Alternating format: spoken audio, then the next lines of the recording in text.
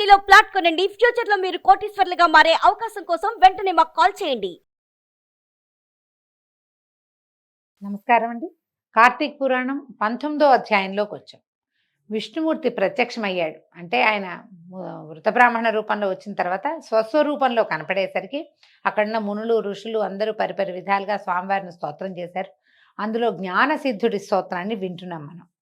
వేదవేత్తలు మిమ్మల్ని అంటే భగవంతుణ్ణి ఇలా కొలుస్తున్నాడనమాట. వేదవేత్తలు మిమ్ము వేదవేద్యునిగానున్న వేదాంతములందులో ఉండేవాడిగాను గుహ్యమైన వాడిగాను నిశ్చలుడిగాను అద్వితీయునిగాను తెలుసుకొంచున్నారు. మీరు వేదవేద్య అంటే కేవలము వేదాల్లోనూ వాట్లల్లోనే ఉంటారు. భగవంతుడు సర్వాంతర్యామ అయినప్పటికీ అసలు ఆయన ఉండే స్థలం ఏంటంటే అది వేదంలోనే భగవంతుని యొక్క నిష్ట ఉంటుందట. అయితే సూర్య చంద్ర శివ బ్రహ్మాదుల చేత రాజుల చేతను స్తుతించబడేటువంటి రమ్యమైన మీ పాదపద్మాలకి వేవేల నమస్కారాలు తండ్రి. మీ గొప్పతనం చెప్పదన అలవి కాదు. శివపూజా దురంధరులు, సంసార భయాన్ని తీసివేసేటువంటి సమర్థులు, జన్మ సంసార సముద్రమందున్న శివాదుల చేత అంటే మా ప్రాణుల చేత నిత్యము కొనియాడబడేవాళ్ళు, పర్వతాది రూపాలను కూడా ధరించిన మహానుభావులు, పంచమహాభూతములు చరాచర రూపములైన అన్ని భూతములు కూడా భగవద్విభూతి వల్లే అవన్నీ కలుగుతాయి. శంకర సేవిత పాదులు, నీవు పరమము కంటే పరమైన వాడు అంటే పరాత్పరుడు అన్నమాట భగవంతుడు. నీవే ఈశ్వరుడవు. ఈ చరాచర రూపమైన ప్రపంచమంతయు దానికి కారణమైన మాయతోటి కూడా మీ యందు తోచుతున్నది. ఎలా అంటే భగవంతుడు మాయకుడు. ప్రపంచం ఒక రకంగా నడుస్తోంది. భగవంతుడు వేరు మాయ వేరు కాదు.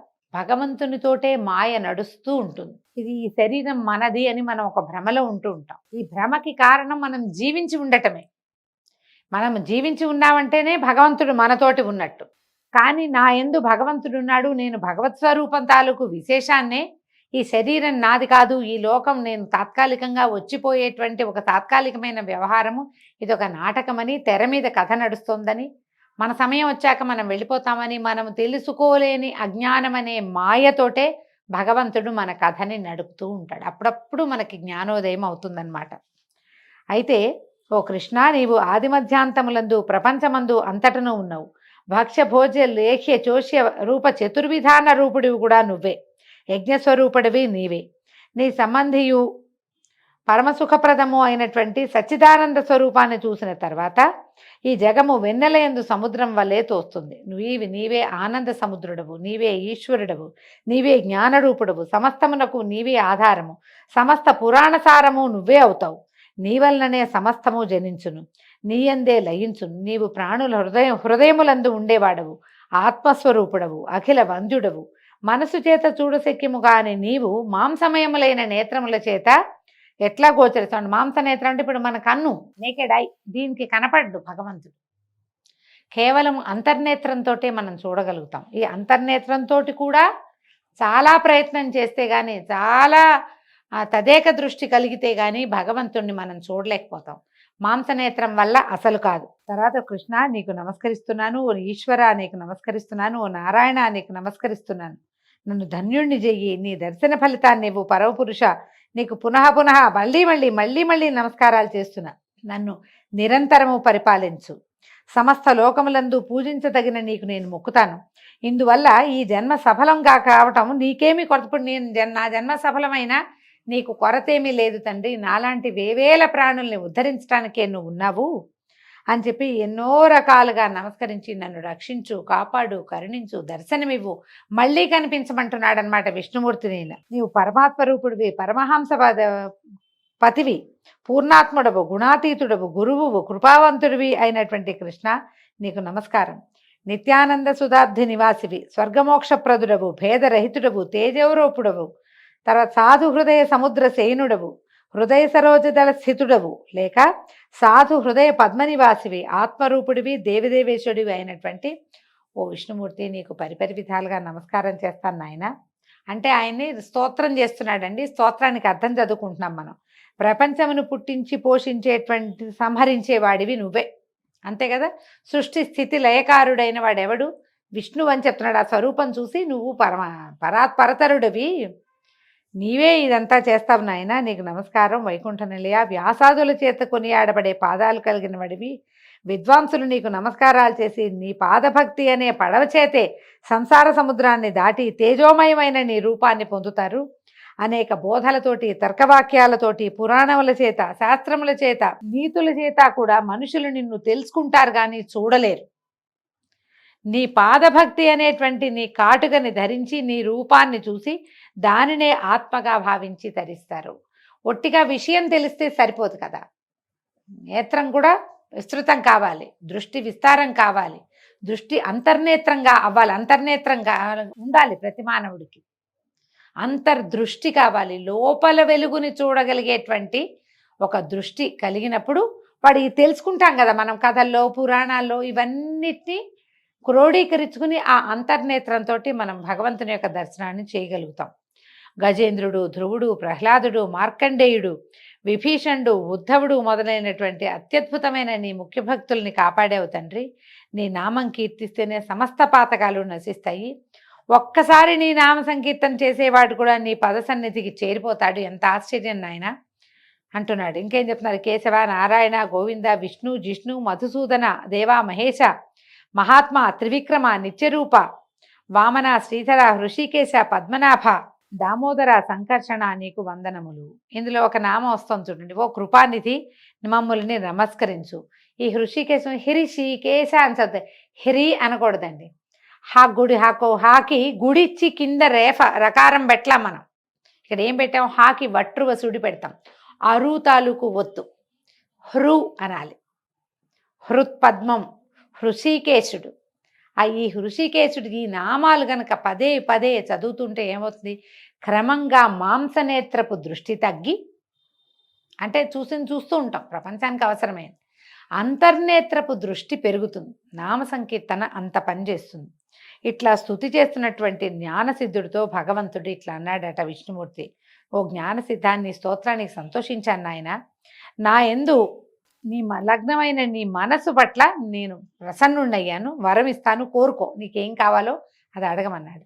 అప్పుడు జ్ఞానసిద్ధుడు అడుగుతున్నాడు, గోవింద, నా యందు దయుంటే కనుక నీ స్థానాన్ని ఇవ్వు, అంటే నీ సాయుధ్యాన్ని, మోక్షాన్ని ఇవ్వు నాకు తండ్రి అని, ఇంకా ఏది అక్కర్లేదు నాకు అని అడిగితే ఇప్పుడు ఈయన చెప్తున్నాడు, భగవంతుడు ఏం చెప్తున్నాడు? జ్ఞానసిద్ధ, నీవు కోరినట్లే అవుతుంది, కానీ ఇంకొక మాట చెప్తాను విను. ఈ లోకంలో కొంతమంది దురాచారవంతులై ఉన్నారు, బుద్ధిహీనులు అవుతున్నారు. వారి పాపాలు నశించి వారికి కూడా ముక్తి కలిగే ఉపాయాన్ని చెప్తాను విను. ఓ మునీంద్రులారా, మీరంతా అక్కడ చేరారు, చాలామంది ఋషులు, మునులు, మీరంతా వినండి. నేను చెప్పేది మాట ప్రాణులకు సుఖదాయకము. నేను ఆషాఢ శుక్ల దశమి నాడు లక్ష్మితో కూడా సముద్రమందు నిద్రించదను, కార్తీక శుక్ల ద్వాదశి నాడు మేల్కొనదను. కాబట్టి నాకు నిద్రాసుఖాన్ని ఇచ్చేటువంటి ఈ మాస చతుష్టయం, చాతుర్మాస్యంగా చెప్పుకుంటాం కదా మనం, ఆ మాసాల్లో, ఆ 4 నెలల్లో శక్తి వంచన లేకుండా వ్రతాలని వ్రతం ఏమేం చెప్పబడ్డాయో అవి కొన్ని వర్జ్య పదార్థాలని, అవి తినకూడదు, ఇవి తాకూడదు, లెక్క ఉంది. ఆ వ్రతం అంతా చేయాలి, దేవాలయ దర్శనాలు చేయాలి. ఆ సన్యాసులైతే క్షేత్రం స్థలం మారకూడదు, ఎక్కడున్నారో ఇంకా అక్కడే ఉండిపోవాలి, ప్రయాణాలు చేయకూడదు. ఇలాంటి నియమాలు ఉంటాయి. సంసారులకు కొన్ని, సన్యాసులకు కొన్ని నియమాలు ఉంటాయి. ఆ నియమాల్ని ఆచరించే వాళ్ళకి పాపము నశిస్తుంది, నా సన్నిధి కూడా కలుగుతుంది. నాకు నిద్రాసుఖప్రదమైన ఈ మాస చతుష్టయమందు వ్రతమాచరించని వాడు నరకంలో పడతాడు. కాబట్టి ఓ మునీశ్వరులారా, నా ఆజ్ఞ మీద నా భక్తివంతులై ఇష్టార్థదాయకమైన ఈ వ్రతాన్ని మీరు తప్పక చేయండి. చాతుర్మాస్య వ్రత బోధ భగవంతుడే చేశాడని చెప్పబడుతోందన్నమాట. ఇంకా అనేక మాటలతో పని ఏమీ లేదు. ఎవ్వడు మూఢుడై ఈ చాతుర్మాస్య వ్రతాన్ని చెయ్యడో వాడు బ్రహ్మహంత ఫలితాన్ని పొందుతాడు. నాకు నిద్ర కానీ, మాంద్యము కానీ, జాడ్యము కానీ, దుఃఖము కానీ, జన్మ జరాదులు కానీ, లాభాలాభములు కానీ లేవు అనగా, ఈ నిద్రాదులకి భయపడి నిద్రొచ్చి నేను సముద్రంలో, క్షీరసాగరంలో శయనించట్లేదు. నా భక్తి కలవారు ఎవరో, భక్తి లేని వారు ఎవరో పరీక్షించేయటం అనే ఉద్దేశంతో నేను ఈ నిద్ర అనే మిషన్ పెట్టుకుని శయనిస్తాను. భగవంతుడు నిద్రపోడండి, కేవలం మనని పరీక్ష కోసమే నిద్రాభినయంలో ఉంటాడు, నిద్రాముద్రాభిరాముడుగా ఉంటాడు, కానీ నిద్రలో ఉండడట. అయితే ఈ నా ఆజ్ఞను అనుసరించి నాకు ఇష్టమైన ఈ చాతుర్మాస్య వ్రతాన్ని చేసేవాళ్ళు విగత పాపులు అవుతారంటే అన్ని పాపాలు పోగొట్టుకుంటారు. నీచే చేయబడిన ఈ స్తోత్రాన్ని నిత్యము త్రికాలమందు పఠించు వారికి నా భక్తి స్థిరమై అంతమందు నా లోకాన్ని చేరి సుఖిస్తారు. ఇది సంస్కృతంలో లభిస్తుంది, తెలుగులో వచనంగానే కనపడుతుంది కానీ స్తోత్రంగా కనిపించదు. హరి ఇట్లు చెప్పి లక్ష్మితో సహా ఆషాఢ శుక్ల దశమి నాడు పాలసముద్రమందు నిద్రించుట కొరకు వెళ్ళి ఆదిశేషుని తల్పమందు సేనించును. ఆంగిరసుడు ఇట్లా చెప్తున్నాడు అనమాట. పోయి నీవడిగిన ప్రశ్నకు సమాధానం ఇది. ఈ చాతుర్మాస్య వ్రతము అన్ని వ్రతముల్లో ఉత్తమోత్తమైనది. పాపవంతులు గాని, దురాత్ములు గాని, సాధువులు గాని హరిపరాయణులే ఈ చాతుర్మాస్య వ్రతాన్ని చేయాలి. బ్రాహ్మణులు, క్షత్రియులు, వైశ్యులు, శూద్రులు, స్త్రీలు అందరూ కూడా ఈ వ్రతం చేయటానికి మంచిదే. వ్రతాన్ని అందరూ అర్హులే దీనికి. ఈ చాతుర్మాస్య వ్రతాన్ని ఎవరైనా సరే, అంటే భర్త ఉన్నా లేకపోయినా, స్త్రీలే సన్యాసం పుచ్చుకున్నా వారికి కూడా పనికొస్తుంది. మోహము చేత చాతుర్మాస్య వ్రతాన్ని చేయకుండాని ఎడల శుచిత్వము లేక బ్రహ్మహంత ఫలాన్ని పొందుతారు. బ్రహ్మహంత అంటే బ్రాహ్మణుని చంపినవాడు, అలాంటి ఫలితం వస్తుందట. మనోవాకాయములను శుద్ధం చేసుకుని చాతుర్మాస్యమందు ప్రతిరోజు హరిని పూజించిన వాడు ధన్యుడగును.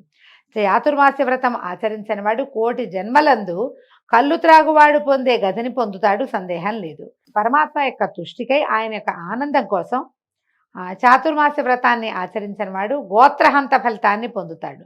ఈ ప్రకారంగా వీలు చేసుకుని ఈ చాతుర్మాస్య వ్రతం ఆచరించిన వాడు 100 యజ్ఞాల ఫలితాన్ని పొంది అంతమందు విష్ణులోకాన్ని పొందుతాడు. ఈ రకంగా జ్ఞానసిద్ధుడు మొదలైన వాళ్ళందరితోటి ఈ హరి విష్ణుమూర్తి మాట్లాడినటువంటి ఈ మాటలు విని చాతుర్మాస్య వ్రతాన్ని చేసి విష్ణులోక నివాసులేది వాళ్ళందరూ కూడా, ఆ మునులు, జ్ఞానసిద్ధుడు వాళ్ళంతా కూడా భగవంతుడు చెప్పినటువంటి ఈ మాటలు విని వాళ్ళంతా చాతుర్మాస్య వ్రత దీక్ష తర్వాత సంవత్సరం అవలంబించి శాశ్వత సాయుధ్యాన్ని పొందారట. దీంతో 19వ రోజు అది పారాయణ పూర్తయిందండి.